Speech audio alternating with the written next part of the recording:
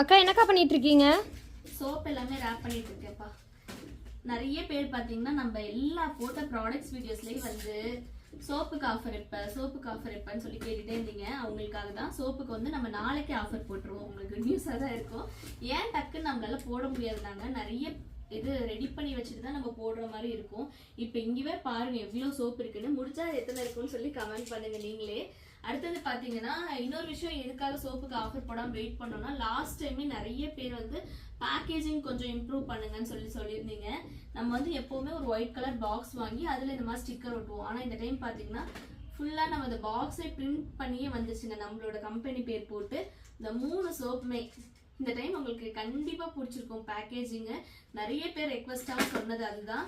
Packaging மட்டும் கொஞ்சம் change பண்ணிருக்கேன்ட்டு நீட்டா சேஞ்ச் பண்ணியாச்சுங்க. இனிமே உங்களுக்கு அந்த கவலையும் கிடையாது.